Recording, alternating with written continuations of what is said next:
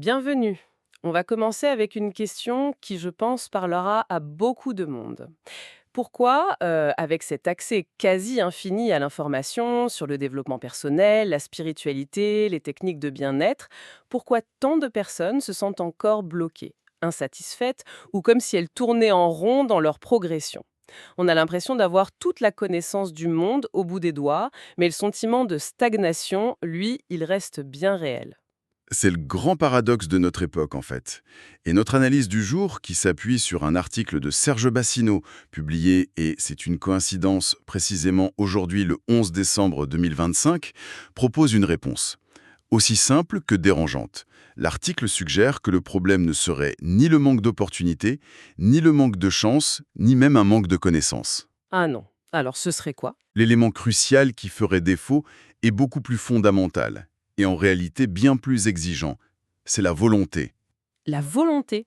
C'est un mot un peu démodé, presque sévère. Alors on va plonger là-dedans. Pour explorer cette idée, l'article nous invite à nous attaquer à une croyance fondamentale, une idée reçue, sur laquelle repose une grande partie de notre quête. Il prétend que pour comprendre ce manque de volonté, il faudrait d'abord redéfinir ce que nous pensons être au plus profond de nous-mêmes, notre âme. Exactement. Notre mission aujourd'hui, c'est donc de comprendre pourquoi cette redéfinition est présentée comme la clé de toute véritable évolution. Alors, par où commencer? L'auteur, il commence par balayer la table, en quelque sorte.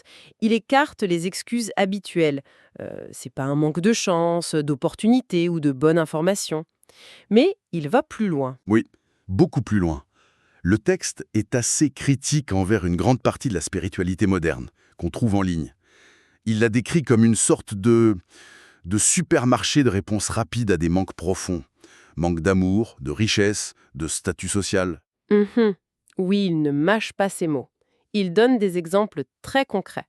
Les promesses de monter en 5D, l'éveil quasi instantané de la Kundalini ou les méthodes pour devenir riche. Et prouver au monde son niveau d'éveil. Selon lui, tout ça relève plus du développement de l'ego que d'un véritable travail sur soi. Une spiritualité de la compensation, donc, pas de la transformation. C'est ça. Et dans cette critique, il s'attaque à une autre vache sacrée. L'intuition. Absolument. Et c'est là que ça devient vraiment provocateur. Le texte pose une question frontale. Si notre intuition nous a maintenus dans notre état actuel d'ignorance ou de souffrance jusqu'à aujourd'hui, pourquoi deviendrait-elle soudainement un guide infaillible? Ah oui, et quand même, c'est une remise en question assez radicale de l'adage «suis ton intuition». C'est violent, oui. Attendez, ça veut dire quoi? Qu'il faut plus jamais s'y fier ou qu'il faut faire la différence entre une vraie intuition et une simple flemme déguisée? C'est exactement ça. Il ne dit pas que l'intuition n'existe pas. Il suggère que ce que nous appelons souvent intuition peut être une façade élégante pour ce qu'il nomme la voie du moindre effort, La voix du moindre effort. nous donnant l'impression d'être guidé par une force supérieure. Ce qui est fascinant ici, c'est que ça pointe vers un obstacle interne, un biais fondamental qui fausserait notre propre boussole. D'accord, je vois. Le problème, c'est pas l'intuition, mais notre capacité à la distinguer du bruit de nos peurs et de nos désirs de facilité. Pour illustrer cet obstacle interne, l'auteur utilise une très belle analogie, celle de la rivière. Il dit, si notre potentiel est comme l'eau d'une rivière qui devrait couler naturellement, librement, qu'est-ce qui obstrue le passage? Qu'est-ce qui forme ce barrage? Et la réponse qu'il apporte est son argument principal. Oui, il dit que le barrage, c'est une méconnaissance fondamentale de ce qu'est l'âme. On part presque tous du principe que nous sommes notre âme. Et c'est le point de bascule de toute la réflexion. Pour démanteler ce barrage, le texte s'appuie sur une vieille sentence ésotérique: l'âme, c'est ce qui nous anime. À première vue, ça semble assez anodin, poétique. Oui, mais si on prend la phrase au pied de la lettre, les implications sont énormes. Si l'âme nous anime, ça implique logiquement que nous la possédons. Elle est l'agent de l'animation.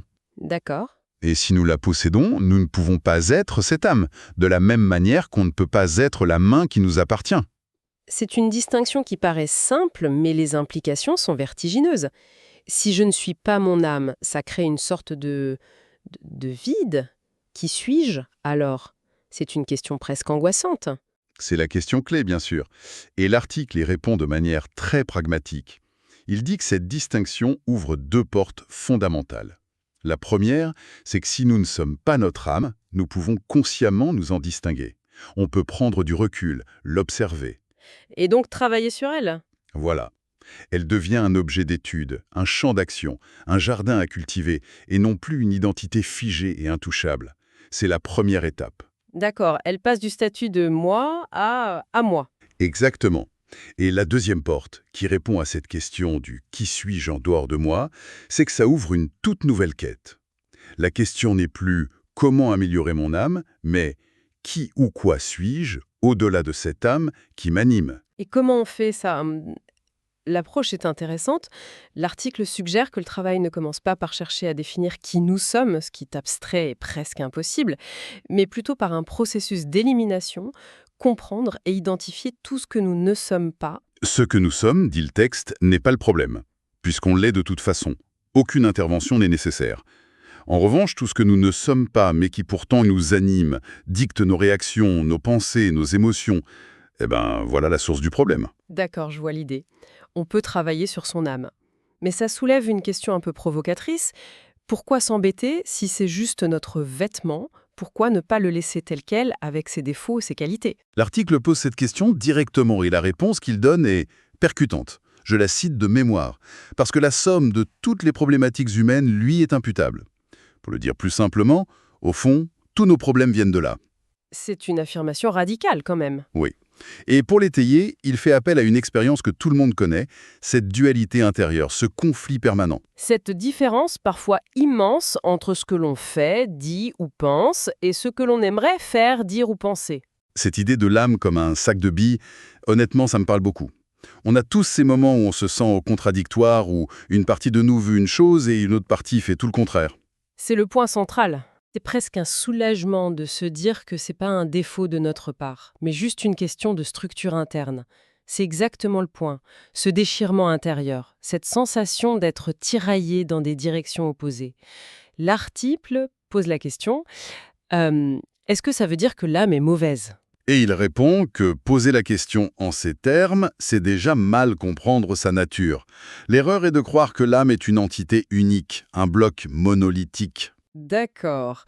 Pour expliquer sa vraie nature, le texte utilise deux images très fortes. La première, c'est celle que vous avez mentionnée, l'âme comme un sac de billes. Un seul contenant, mais rempli de nombreuses billes différentes, qui s'entrechoquent. C'est un peu comme avoir un comité de direction dans sa tête où personne n'est d'accord. Le responsable des finances refuse de parler à celui du marketing et la créative est partie en vacances. Pas étonnant que les projets n'avancent pas. C'est une excellente métaphore.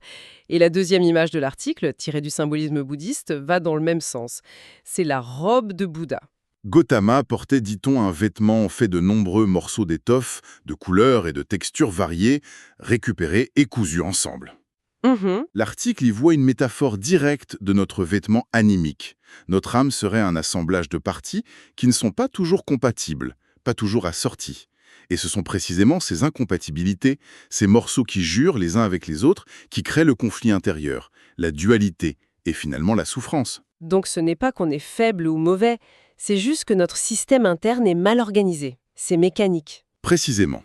Ce combat intérieur qu'on ressent n'est pas un défaut moral, mais la conséquence de cette structure fragmentée. Et l'article ajoute une dernière couche de définition pour compléter le tableau.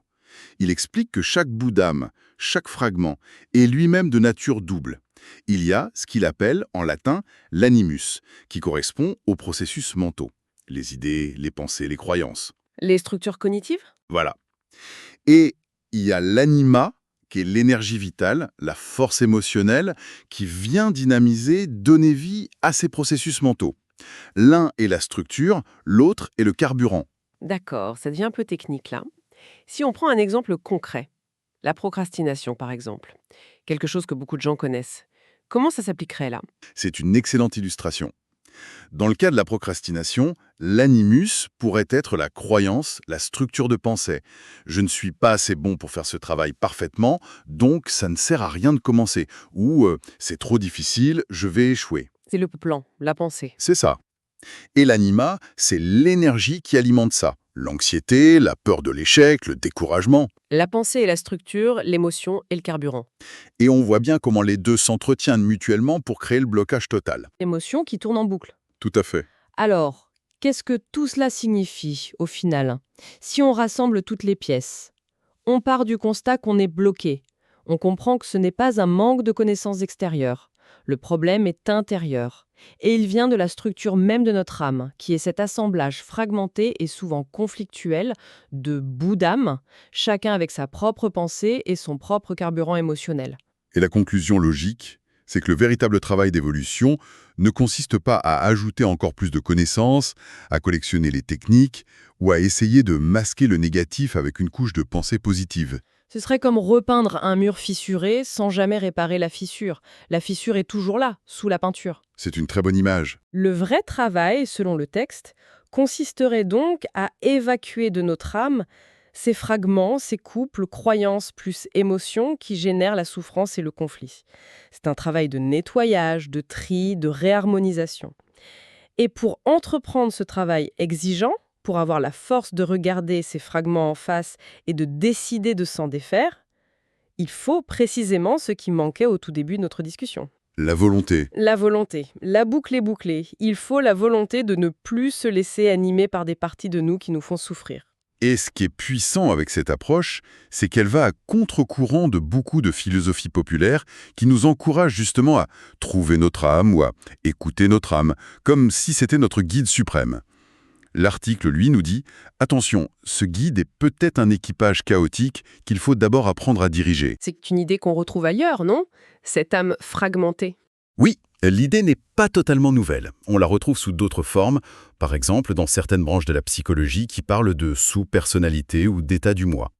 Mais l'originalité de l'article de Bassino, c'est de lier directement cette fragmentation à la nécessité de la volonté comme outil principal pour y mettre de l'ordre. D'accord. Si on récapitule, on a fait un sacré chemin. On est parti d'un sentiment de stagnation très commun.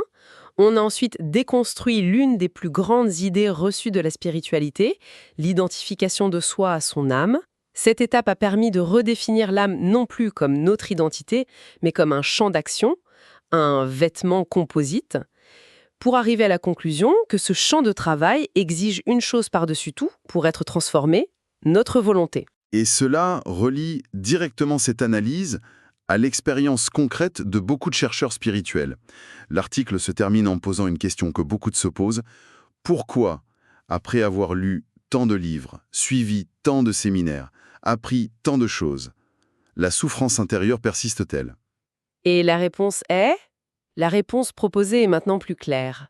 La connaissance accumulée, sans la volonté d'agir sur la structure même de notre âme, est insuffisante. C'est une forme de savoir qui reste en surface, une collection d'idées intéressantes qui ne changent rien en profondeur. Le vrai travail ne commence que lorsqu'on prend la décision consciente et volontaire d'agir sur cette structure intérieure, de faire le tri dans ce sac de billes. C'est un appel à passer de la consommation d'informations à l'action intérieure. Pour laisser matière à réflexion, voici une pensée finale qui prolonge cette idée. Le texte nous pousse à nous voir comme distincts de notre âme. Alors, si l'on accepte cette métaphore, si notre âme est le véhicule de notre expérience dans ce monde et que nous en sommes le conducteur, quelle est la responsabilité de ce conducteur dans l'entretien, le nettoyage et surtout la direction de son propre véhicule?